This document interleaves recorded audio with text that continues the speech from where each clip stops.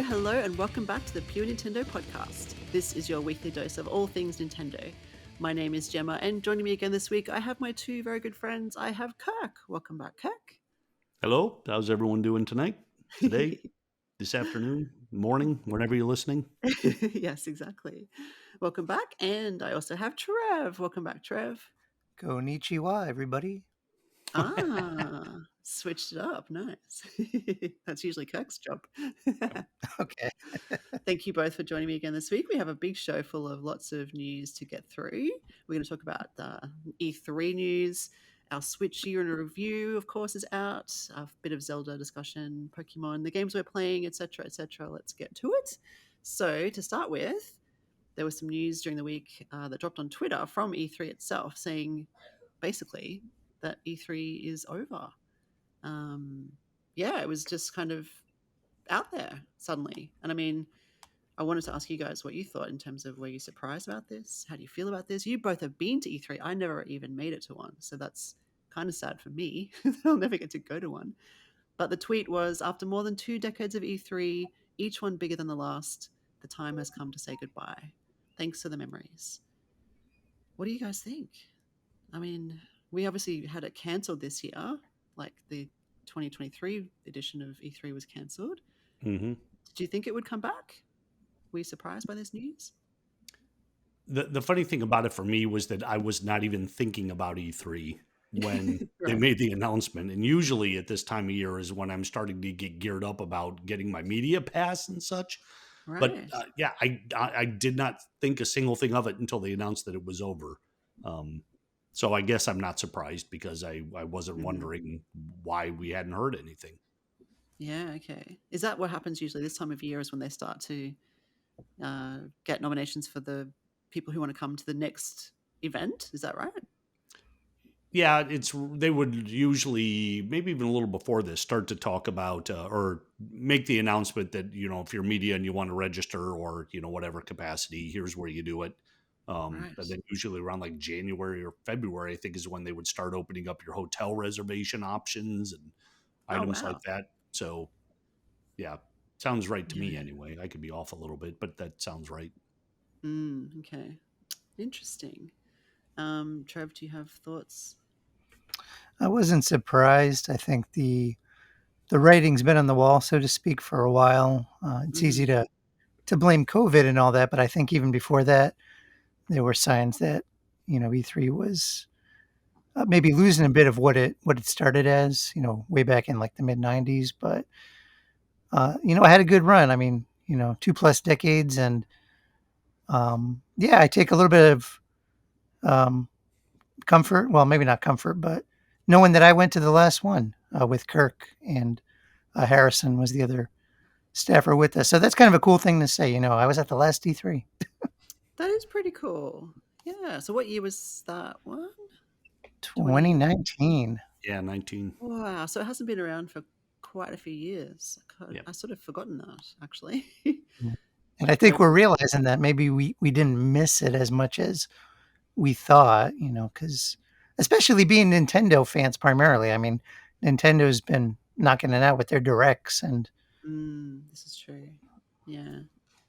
We did a little poll on YouTube like the last couple of days, and just asking if people will miss the gaming event, and it looks like 75% have said yes, they will, and 25% have said no.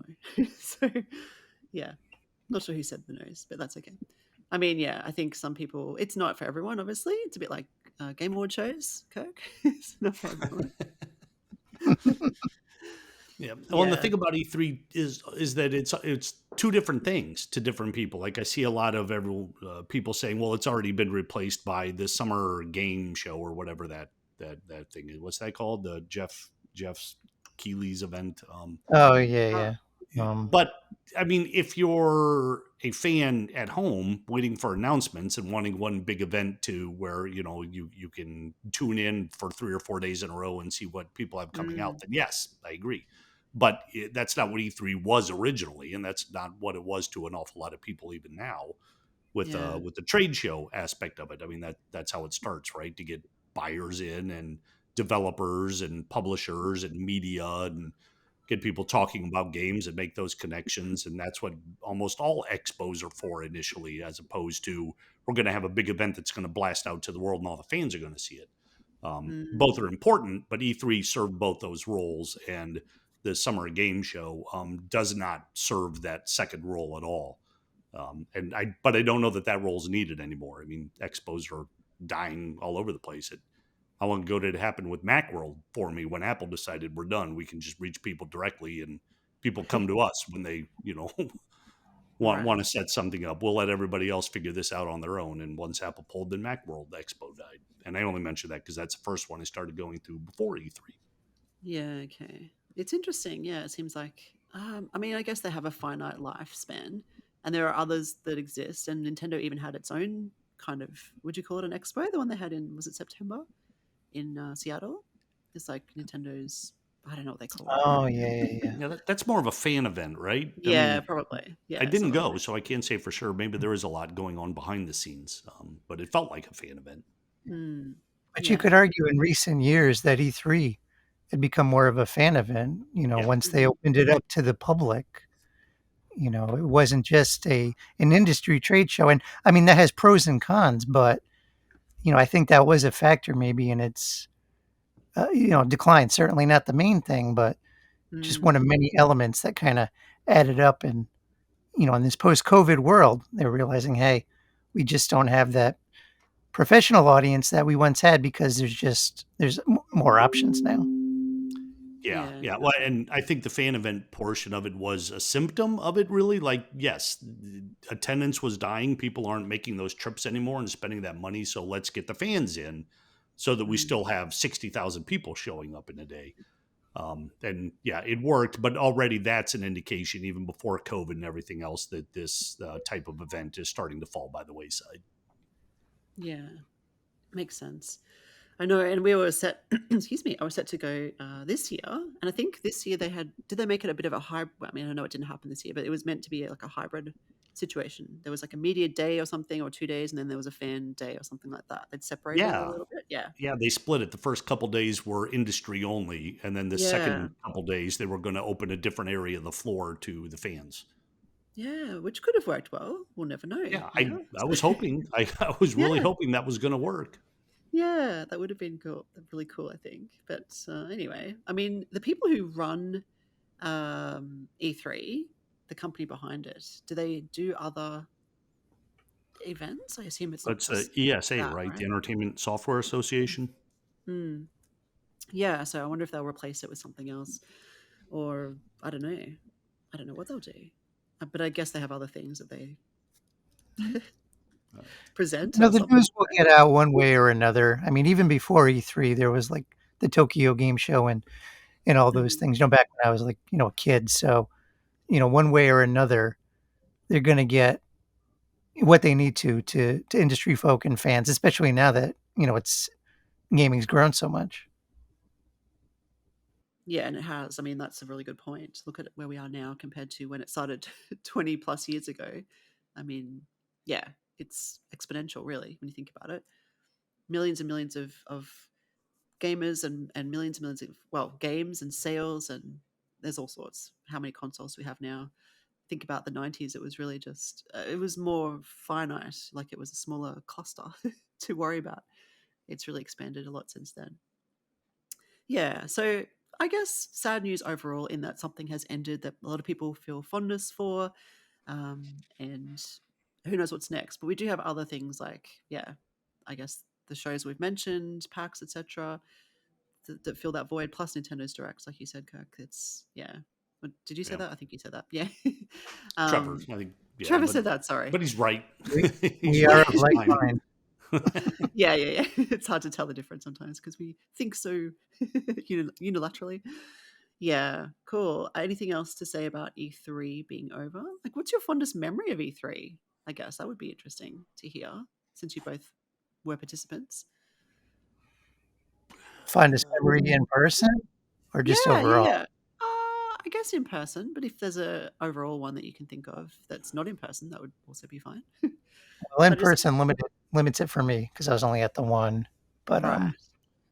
I mean, just being I there the think, first day, was that something special? Just like, wow, I'm at E3? Because that would feel pretty oh cool. yeah, and I had been to trade shows before, but so I wasn't overwhelmed per se, but it was Mm. definitely I'd never been to one quite of that scope, and I remember, I guess the thing that stands out to me, I remember waiting in line, at to get into the Nintendo area because Mm. it wasn't, necessarily like exclusive access for press. We were kind of mixed in, Yeah. and that was the year Link's Awakening HD came out, and they had these beautiful like diorama like toy setups along the line.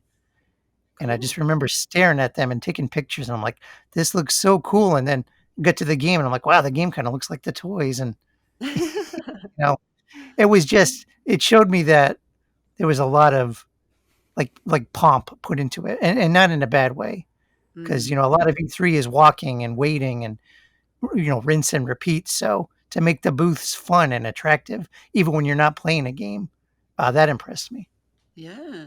Yeah, that's cool. What about you, Kirk? Do you have a fond memory?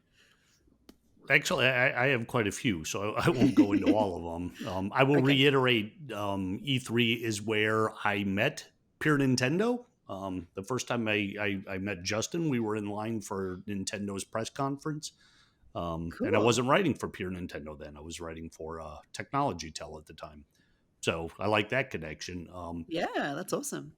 But I guess my favorite, or the one I tell the most, is the time Hulk Hogan prevented me from getting to the bathroom. What? We were, I think I should just leave it there. It's Let our more imagination interesting that way fill in the than gaps. Yeah.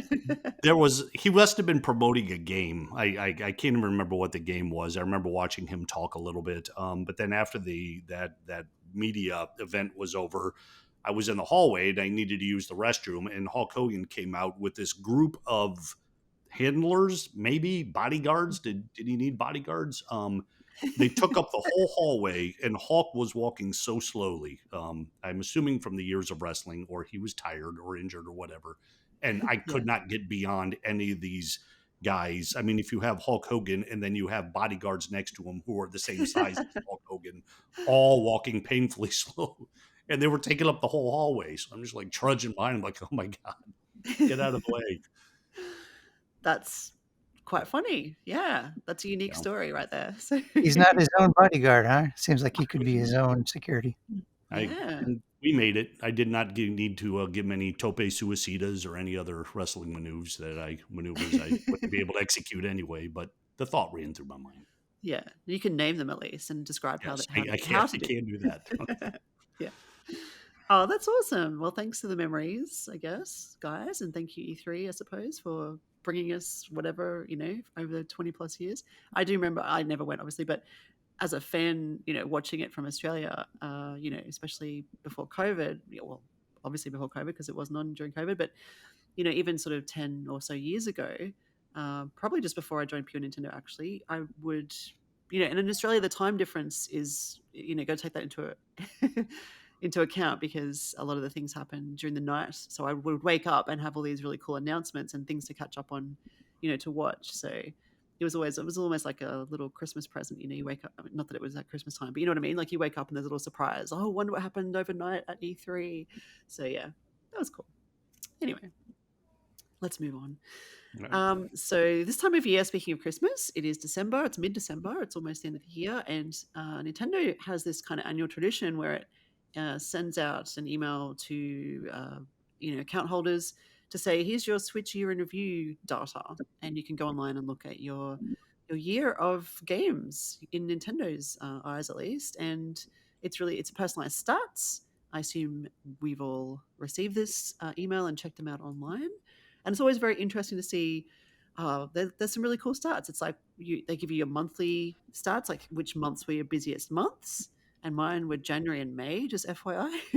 And guess why May was the busiest? I Yeah. wonder. Yeah, think Yeah. about this for a minute. Yeah, exactly. So yeah, what did you guys get in your little wrap up? I mean, was May also your busiest month? I got to get to my busiest month part. Actually, Yeah. for me, it was June. Oh, okay. Although it was for, which presumably all of us, it was for Tears of the Kingdom, which I did get in May, but for whatever reason we played it more in June. So Yeah. maybe because we were going so slowly, and Yeah. maybe in June we finally started progressing on some of the dungeons or whatever. But Mm. Yeah, May was definitely my biggest from, yeah, definitely Tears of the Kingdom related. I have to just give a little disclaimer that because I have multiple accounts for different regions, because I do reviews obviously for Pure Nintendo, I'm only looking at my personal account, which means most of my review games aren't captured here. So this is only telling half of the story for me, to be honest. so, so you like, actually will play Gemma. mhm. You'll play like the different games on different accounts because you can play any game I on your know. main account, even if I it's another region. Yeah, I know. I try to. I don't know why. I just have this thing where I separate it. I don't know why. I probably Uh, shouldn't, because at the end of the year, I was trying to log into my American account and I couldn't remember my password.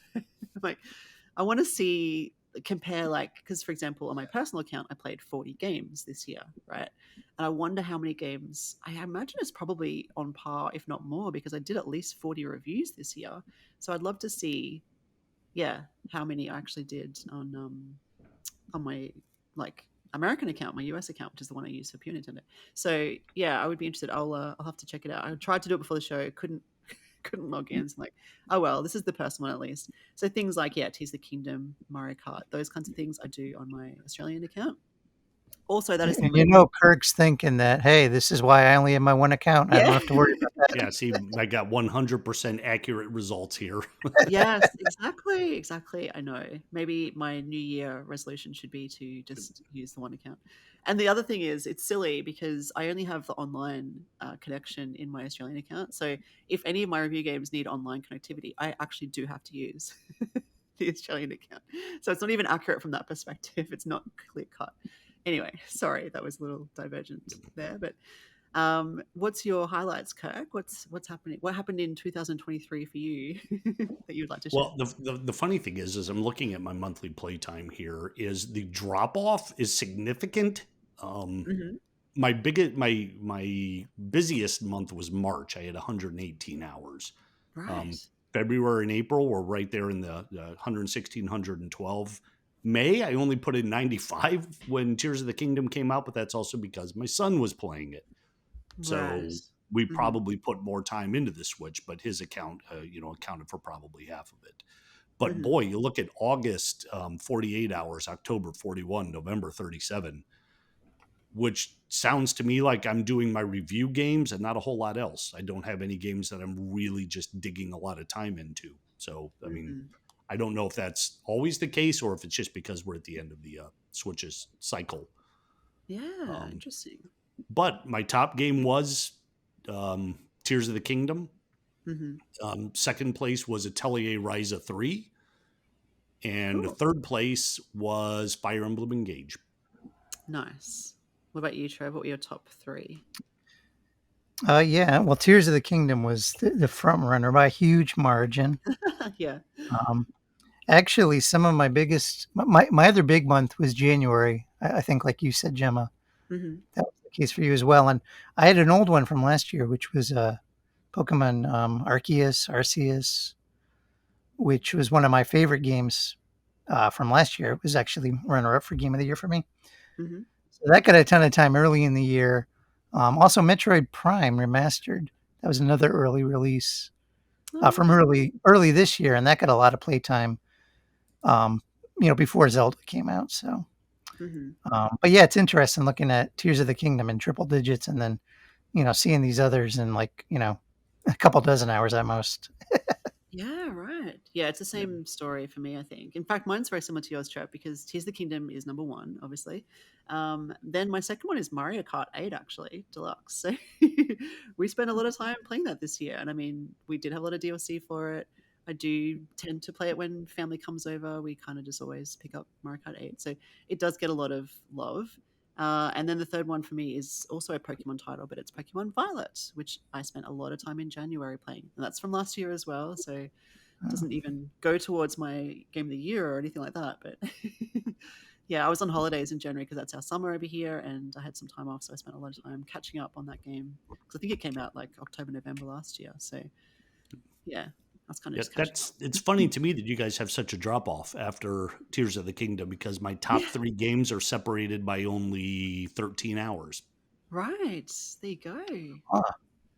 Well, your games though are big, like RPGs and stuff like that are Yeah. big. Yeah, yeah, Yeah, yeah, that's it. These games, and I haven't even. There are still some DLC levels that I haven't even done for Fire Emblem Engage. So when I go to yeah. finish it, although technically I haven't finished Tears of the Kingdom either, and that's probably a discussion for another time. Yeah, yeah, exactly. I know. Yeah, well, it's very interesting. I mean, my gaming trends are another interesting topic. I didn't think. Well, I didn't really know what would be my top, but action is my top. I suppose does Tears of the Kingdom come under action or adventure? One of My those two. top is action too. Mm. I Mine's had role playing. 44%. Yeah, yours would be role playing. RPG is my fourth. Yeah, number 4 for me apparently. It was So my third, and I think it's mostly Kemco RPGs that I reviewed. yeah, I'll be so happy to hear that. yeah. So any other things that are of interest in this wrap up? Because it's I love the style of it. It sort of scrolls down and across, and yeah, there's lots of cool images and things. Have you guys shared What were anything? your total games? Sorry, What were your total games that you played for 2023? 40 games. Yeah, 40 games on my account. Yeah. What about you? I had 63. Oh wow! You But beat see, me. that's not all of my games. So What'd you have, Kirk? I had 60. Oh, oh, there you close. go. But a lot of times, Jen might play on my account, so that could pad my numbers a bit. Yeah, true. Yeah, I would Yeah. like to see the full numbers. Like I'm looking at this animation of the games floating by, and Yeah, I would like yeah. to see how some of the ones that would be like in the middle where they stack up against the rest. Exactly. Yeah, Yeah. me too, because it does show some games that I know I did not put a lot of time into. I'm like there's a demo in there. I'm like, huh, yeah, I forgot I even played that. Okay. Whereas others, obviously, I played a lot of. So it would be I interesting to just see find what it interesting to see what I reviewed versus what I play for fun. you guys. Yeah. 'Cause- Well, see, that's why I do the separation. Not really, but yeah, yeah. There's pros and cons to each, I guess. yeah, yeah. If I could log in and find the details, it would make it more relevant and interesting. So yeah, sorry about that. But yeah, we have, because I think you can have, is it 8 accounts on the Switch? And we use all 8 because the kids My have one goodness. each. I have 4 because I also have one for my. So you must have a family account for online. Well, I don't. That's the thing. I only use my main account for online. That's why if there's a review game that needs online, I use my main account. Oh. Yeah, I probably do need to upgrade it for that purpose though, because like the kids like to play a game. For example, my son Harrison wanted to play Tears of the Kingdom. He played it under his account. I mean, you don't need online for that, so it's fine. But yeah, he would have had a bunch of hours on that as well. But if he needs to play a game that does have online capabilities, then he kind of can't on his account, I guess. And that's yeah. So I've got 4 accounts because I've got Australia, US, Europe, and Japan. So the European and Japanese one don't get much use. It's more just in case I need to get something from eShop from those regions. But yeah, it would be interesting to check it out. I'll try to check all of them and see. Yeah. But Next week you can follow up. yeah, yeah, exactly. But yeah, it's a nice little thing to have. And if listeners want to share any of theirs with us, let us know. We'd love to hear your top games of the year. But speaking of Pokemon, I guess, and this is a little kind of news item here because we're just talking about you're playing Arceus, I was playing Violet, and there is some DLC for Pokemon Scarlet Violet, which has just come out. 14th I think it came out, which is part 2 of the DLC packs, and that is the Indigo Disc. Now, Trev, I don't think you even picked up Scarlet or Violet in the end, did you? I did not. No. And I mean, I can't say anything because I didn't get Arceus. So Oh, I know it was on my list. see, it's too bad you don't live nearby. We could trade, but Yeah, that's true. That is true. That would have been cool because yeah, I do have the physical version of Violet. that's what we did as kids. A kid on the street, each kid would buy a different game, and then you just trade them off because we only get a couple bucks for allowance, so that way we get to play as many games as we could. Yeah, exactly. So I don't know. I did try. I think it was the teal mask at PAX, so I did get some exposure to that, but I haven't tried the Indigo disc. I'm interested. I might look it up and see how much that is and whether I will have time over the Christmas break maybe to check it out. I wonder, because we're doing our games of the year soon, and I can't put this in because I haven't played it, but would this count? Because it's a 2022 game, but it's DLC for the game. I think you would have to, because I know we're quite a few people are going to be weighing in on the Mario Kart DLC, and didn't Scarlet and Violet already get DLC earlier this year? Yeah, I think October was the part 1 release. Yeah. So I think it'd be valid. I don't know how many will have it, on their list, especially being a late release. A lot of times these kind of mid to late December games get, pushed aside, but it'll be interesting to see. Yeah, exactly. Yeah, well, that's the thing. I mean, if something came out at this time of year, even, like the Game Awards, for example, we talked about recently, their nominations were, what was it, around Thanksgiving? So if it came out after Thanksgiving, it can't be nominated. So, yeah. Which is crazy because Black Friday is like the shopping day. Yeah, exactly. Yeah. If we're doing DLC, I think I need to add another one to the list. Ooh, okay. I didn't Is it even too late? consider that. Better DM me right this second. Okay, here it comes. Future redeemed for Xenoblade Chronicles 3. Yeah, of course. You spent a lot of time with that this year. I did. Mm-hmm. Yeah, I think you should include that.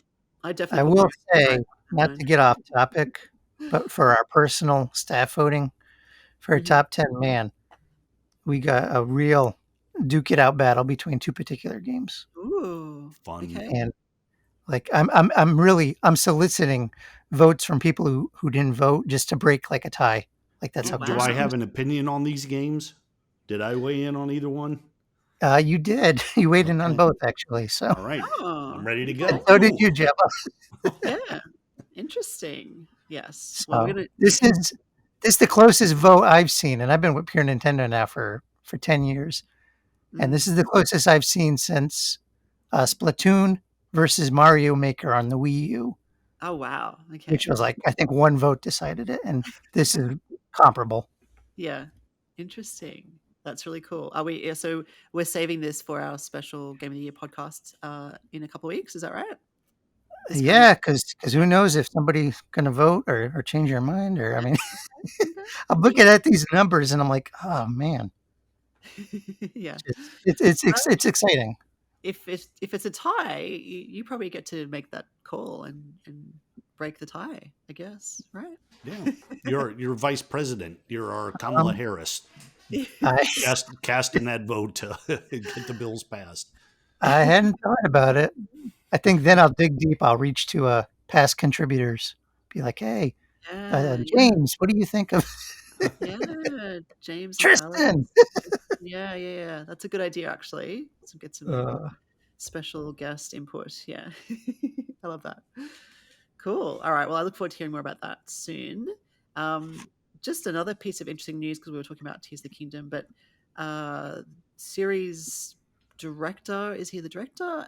Aonuma has been talking a bit recently about Zelda games in general, and he even mentioned the Switch 2 in vague kind of way, and how the team how they go about developing new Zelda games with new hardware, that sort of thing. But what he also was talking about, and who posted this? Was that Kirk or Trev who found this interesting news? Oh yeah, I put it up because yeah. Well, you want me to just run with it? Yeah, sure. Yeah. Yeah, the thing that stuck out is, I'm just going to read this as a quote from the, sure. Was it IGN or Kotaku? I think it was IGN. Oh. But yeah, I think it was an interview with IGN that GameSpot reported. Yeah. Yeah, he said basically, this direct quote, "It's interesting when I hear people say they prefer the older games," talking about Zelda, of course, "because I'm wondering, why do you want to go back to the type of game where you're more limited or more restricted in the types of things you can play? I do understand the desire that we have for nostalgia, so I can also understand it from that aspect." And when I was reading this, I guess my initial thought is, they're translating this. Mm-hmm. Is there something lost in translation? Because reading that initially comes off a little bit odd to me, Mm-hmm. because he's asking a question, why do you want to go something to where you're more limited? And I think that on a conceptual level, that's kind of flawed, because it's saying, oh, you know, less freedom equals less fun. And Mm. and I don't agree that's true. And I also think it comes off maybe a slightly tone deaf to say that it's just for nostalgia.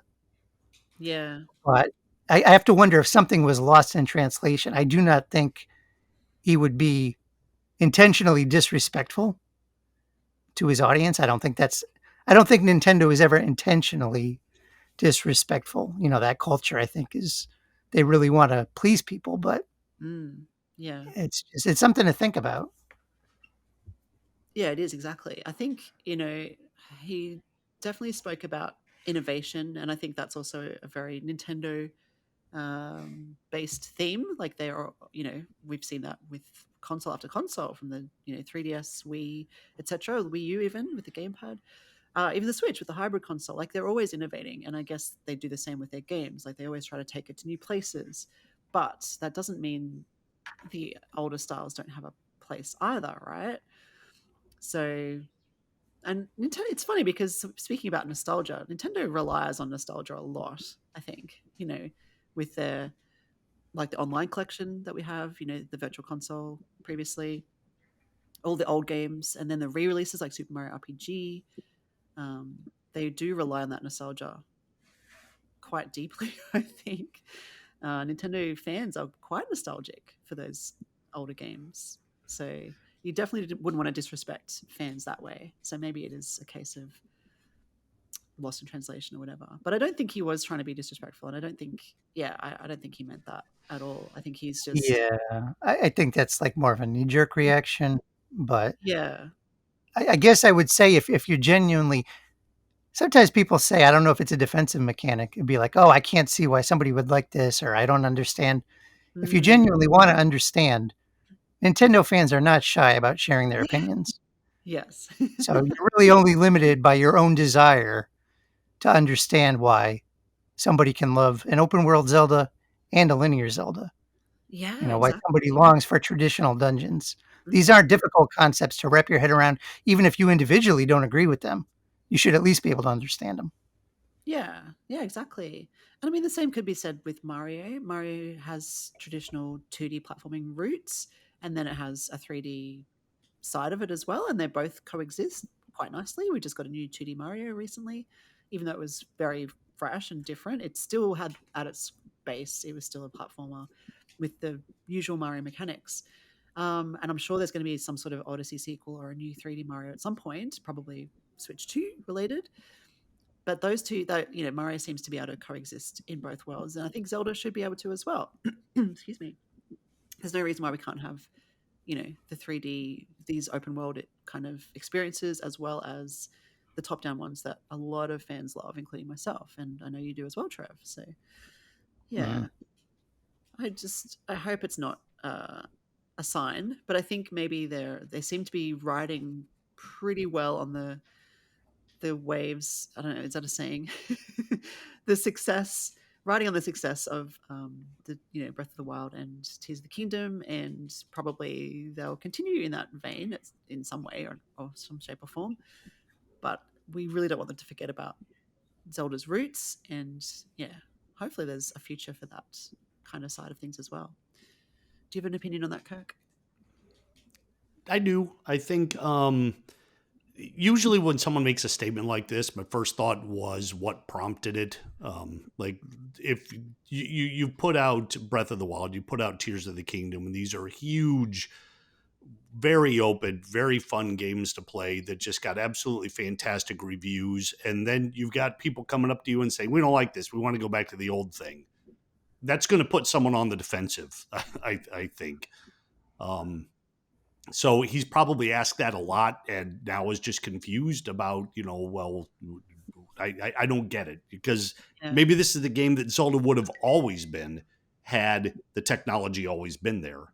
Mm. Um, but I also think that it wasn't meant to be disrespectful either to people who like that, more as a, this is what we're giving you and this is really good. So, we're going to focus on this for a bit. And I Yeah. wouldn't be at all surprised if down the road, like you said, that they do revert back to that kind of linear thing, like they do with Mario, where they give us, as you mentioned, the different Mm. style games.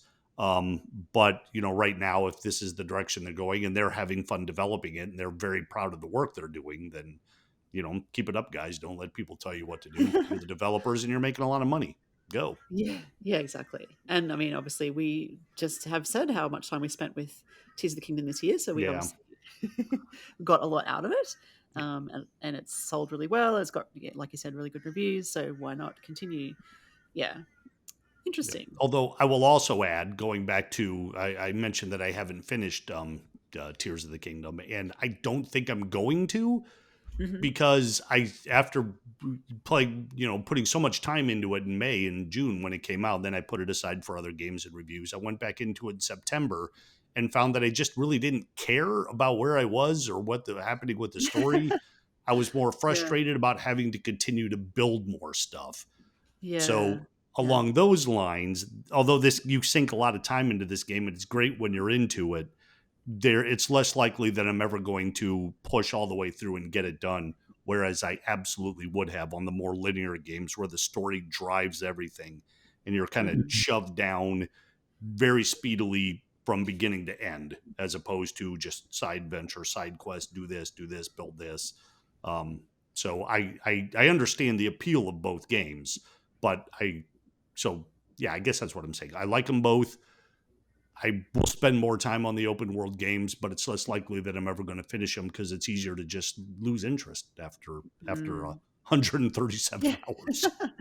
I completely agree. Yes. Mm. I didn't even think about that, but that's a good point too. Like, I feel like this generation of gamers who have, grown up with Minecraft and whatnot, like we see crafting and building and those creative aspects kind of put in games that, you know, they weren't in there prior, Mm. because maybe that's what people are expecting and that's what people want. And, I think of it, with us as middle-aged gamers, are we like the old man yelling at the cloud? Because, I don't want this, but that's what people, for better or worse, that's what people have become used to. And, you know, I would just say make sure those elements fit in the game, organically, and that they don't overpower, expected stuff. Like, I know a lot of people love Zelda for plot and story.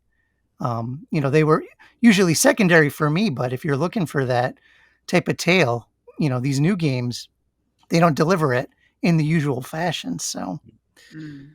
Yeah, just that's something true.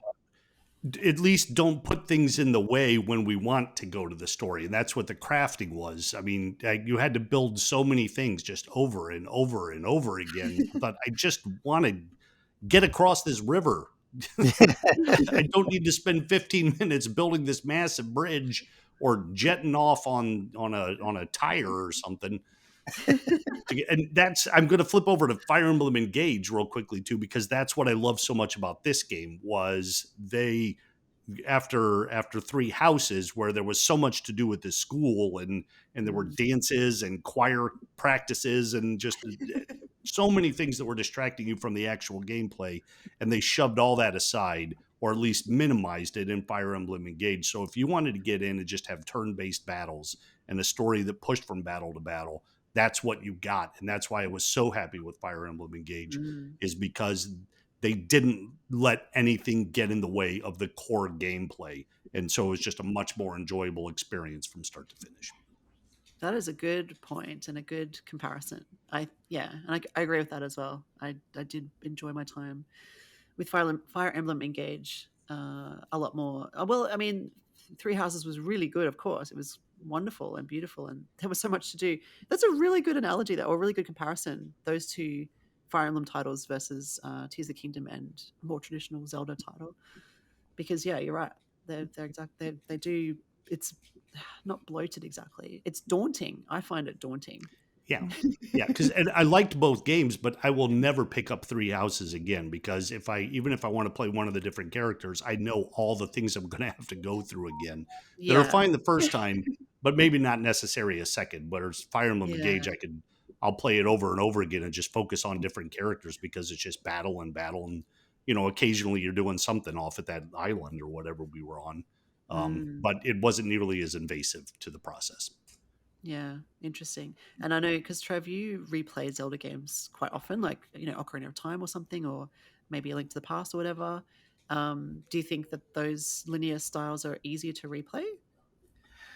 I do, and traditionally, Jen and I will every there's a lot of Zelda games, but every few years it seems like we kind of go through a pattern where we want to replay, the classics. And for as much as I enjoy Breath of the Wild and Tears of the Kingdom, for that matter, I mean, it's one of my favorites of the year.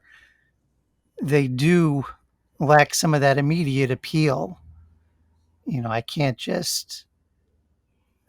I guess I can't play it enough to where it has that comfortable feel where I know most of it. Mm. Whereas some of those top-down Zeldas or even early 3D Zeldas, I played them enough where it's like, okay, there's maybe not the thrill of discovery, but it's that comfortable feeling. It's like I know Yeah. what's coming, I know what to look forward to, and Mm. for better or worse, these new games don't have it, which initially is a great thing, but maybe over time it just doesn't prompt as much replay value for me. Yeah, interesting. That's really interesting. I think that was a very good conversation about Zelda. Any final thoughts on that topic before we move on? No? Kirk, nothing else to add?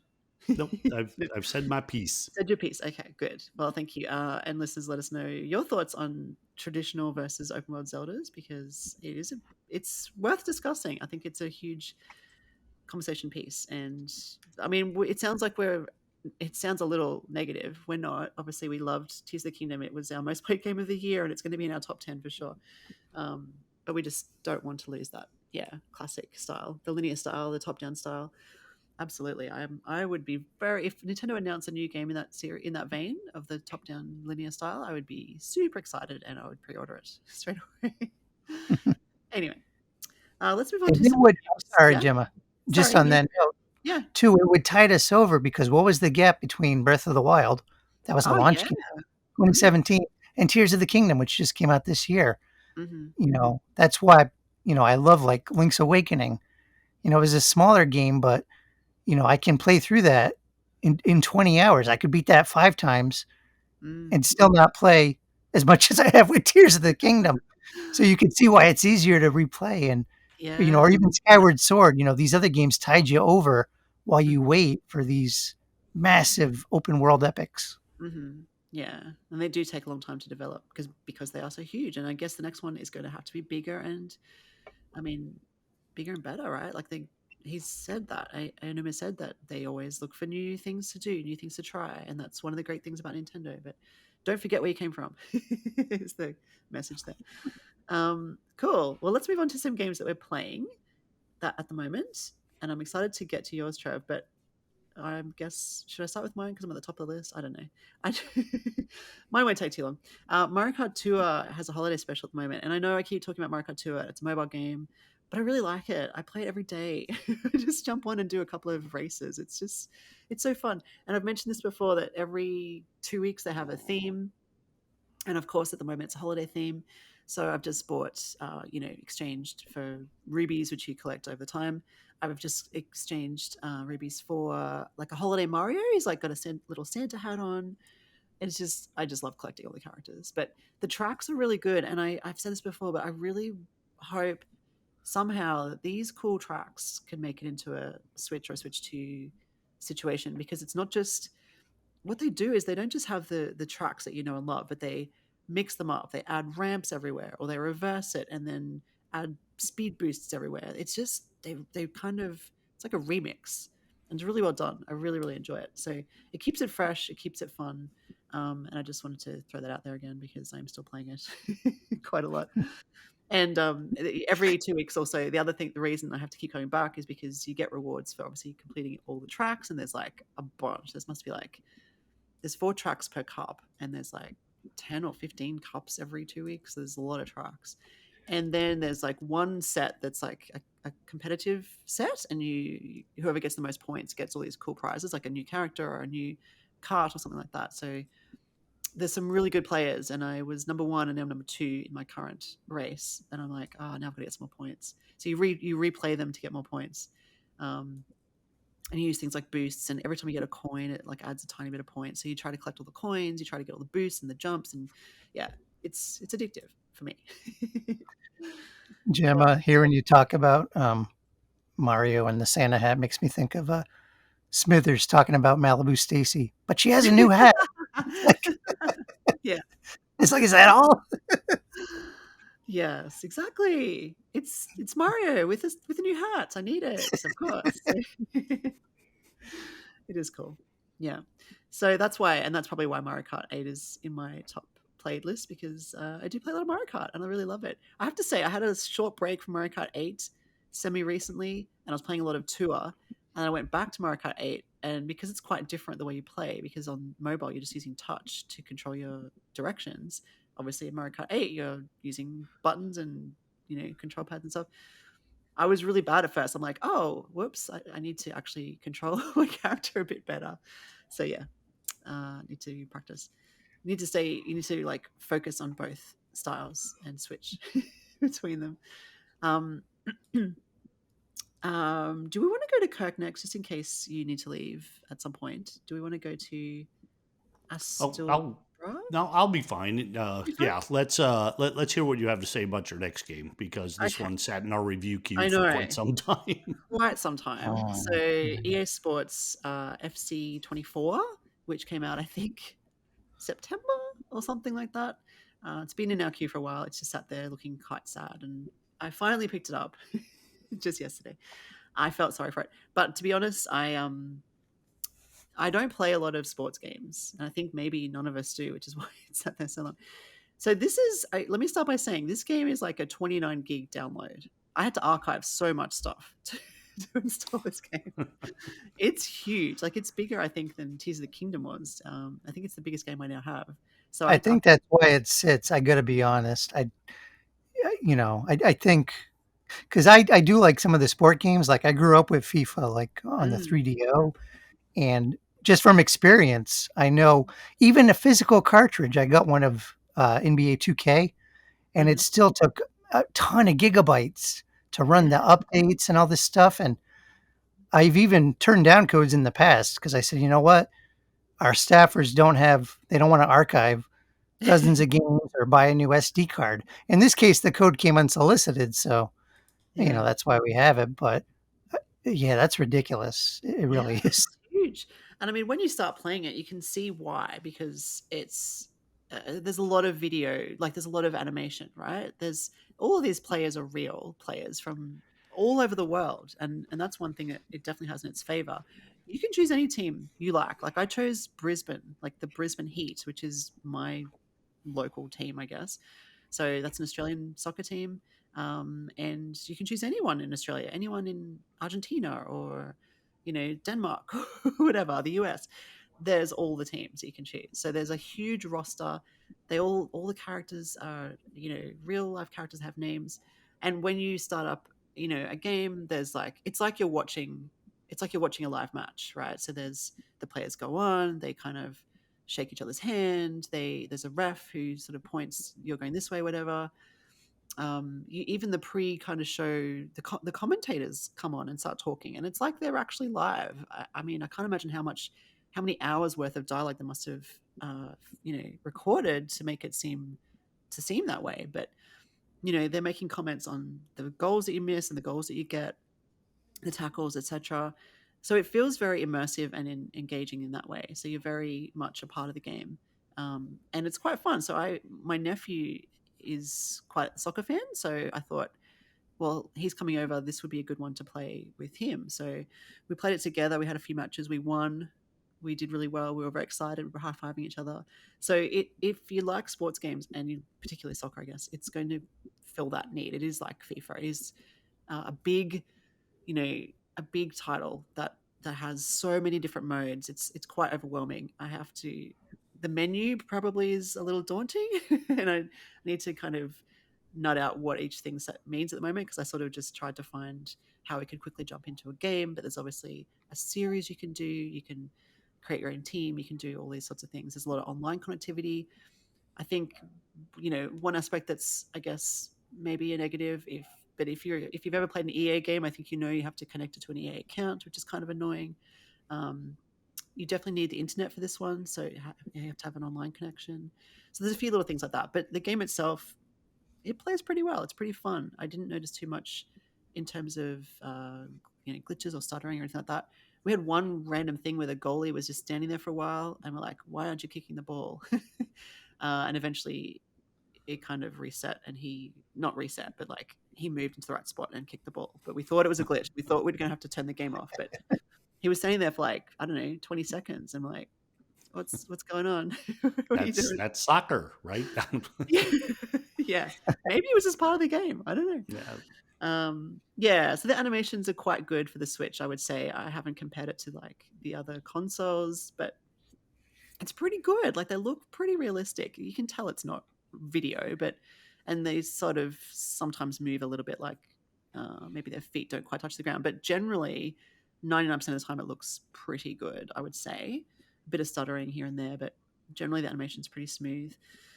So yeah, I was thinking about picking it up for a while, just because it was sitting there so long. And I'm like, well, someone needs to review this. So I'm glad I did, and I'll work on my review and get something up soon. But that's my current review title. So yeah, very big game, both gigabytes wise and content wise. So yeah, we'll see what my final thoughts are on that one. Yeah. Any questions on EA Sports FC24? Nope, but I will say I'm glad you picked it up too. Thanks. Yeah, no, it's all good. It's all good.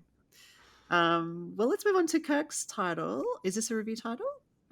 Yes. Yeah. In fact, speaking of picking things up, and how well the PR reps know us now, I had claimed another review from the company that had this one out, and the gentleman actually said, "I'm really surprised you didn't claim this game."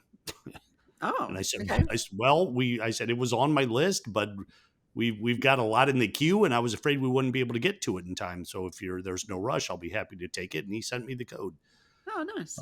This is it's a side-scrolling hack and slash RPG. It's a fighting game. I don't want to say it's like a Castlevania, but having just finished 9 Years of Shadows, where the combat is sort of the same, although the whole presentation is a bit different. That's what I thought I was getting into, but this one's not. It is much more difficult. There are multiple challenge modes, so I have a feeling I'm going to have to knock that down a bit so I could actually get through the review. Mm-hmm. But the interesting thing about it is it was developed, I believe, by one person. Keizo, I believe, is the name. Wow. And it, according to its entry on the eShop, it's been in development for 14 years. Wow. So I'm sure it's gone through a lot of iterations, but the story, again, I haven't gotten too far into it, but from what I understand, it's got a very good story. There's an awful lot to do in this game. There's a lot of customization. The combat, like, I started to play it and it was like, no, you got to do the demo first. So I went back and did the demo and fully understood, because the combat's challenging on this. There's a lot to do. There's a lot to customize. But it looks very much like the type of game where once I get into the flow of it, it's just going to be a lot of fun. So I'm looking forward to doing so. Wow, it does look quite in depth, doesn't it, with those menus? Like, a lot of choices there. And for a one-person team, those graphics look super impressive. Yeah, the visuals are really nice, and so far they run really well on the Switch too.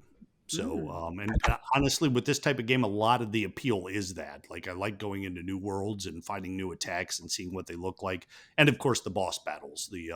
They're so crazy sometimes. The combat and just the way they're designed. So there's a lot of joy in finding that and finally overcoming them. Yeah, that looks really cool.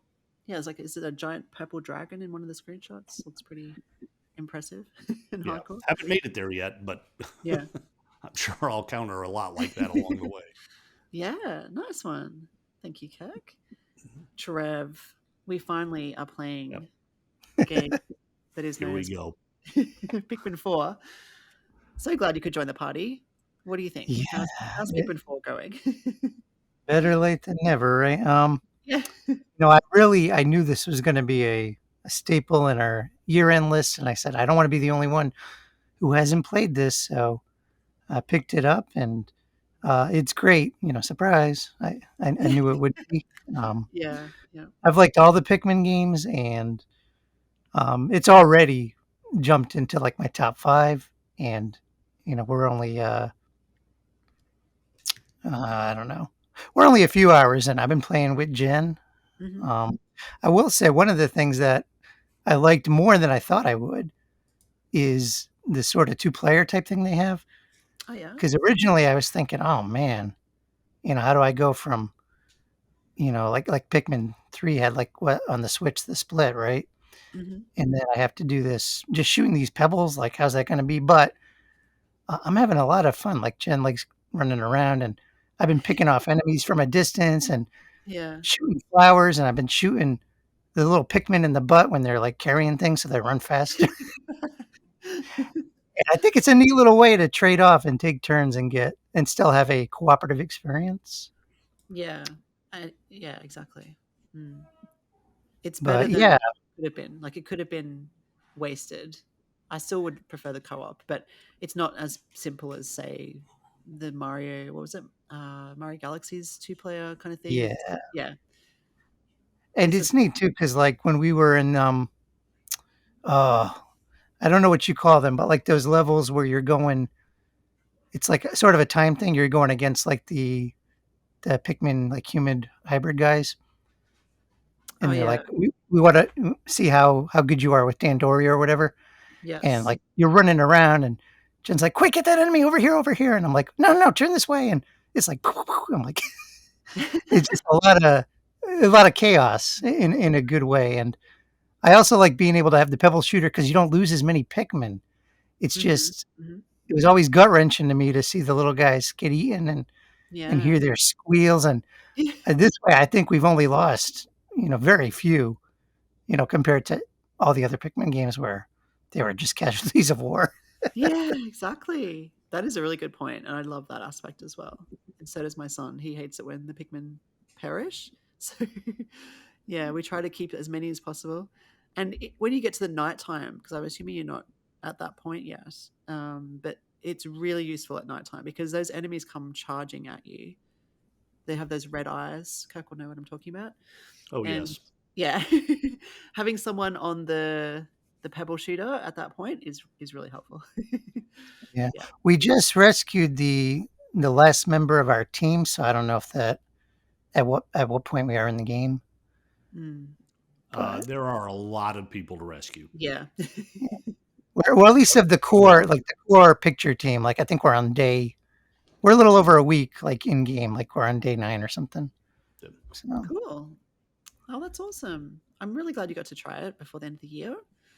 We'll see how that fares. That was a hard one to place in my list because of Mario and Zelda and Pikmin. They were the three. I was just like, well, two Marios really, but I just the ordering of those four games was really really hard for me. yeah, I tell you, there's a lot of high quality, and I feel bad. Like my list is dominated by first party stuff for the most part, Mm, as is kind of the collective list of everyone as a whole. But yeah, it's tough. It's tough yeah, when the games are this good. it is. It is very very tough. Yeah, well, that's great. I'm very happy to hear about that. Pikmin 4, I'm sure Kirk is also happy because you reviewed it and gave it a very good review. I think it was 9.5 or something, right? It was very high. Yeah. Yeah. It's Yeah, one of my top 3. well deserved. Very well deserved. A couple of little news pieces before we sign off, but I did want to mention a game that I played last week, which is a Suica game, which I really enjoyed. It's free again. You guys now have a chance because I didn't realize this, but I think it was just free in Australia last time. Now it's free in the US for the 15th to the 20th of December for online subscribers.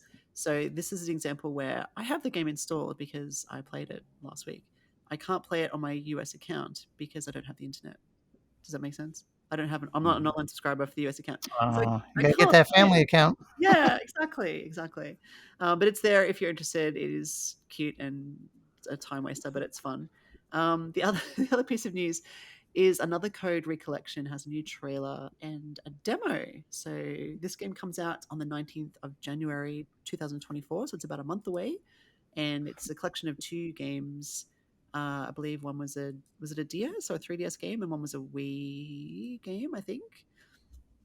So it's I remember the DS for sure. yeah, so I think it's sort of HD remaster of those 2 titles. So the demo is there now if you want to check it out. I have downloaded it. I haven't checked it out yet. Maybe next week I can report on that.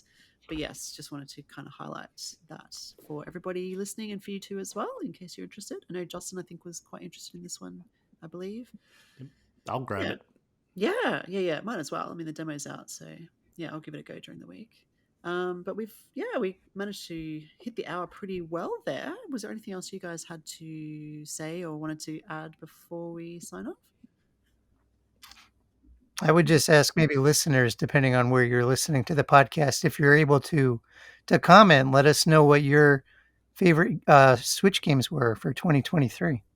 Yeah, exactly. Yeah, definitely let us know. You can definitely leave a comment on YouTube if you're watching on YouTube, and we'd love to have your like and subscribe and hit that bell for the notifications. We're also on all the podcast channels. You can find us on Spotify, Amazon, Apple. So choose your poison. And we also we do produce a bi-monthly magazine, which is currently in development for our next edition. If you'd like to receive a copy, head on over to patreon.com/Pure Nintendo. We'd love your support. And I think that's it for now. But thank you so much for listening. Thank you, Kirk and Trev, for joining me this week. And until next week, game on, everybody. Bye. So long.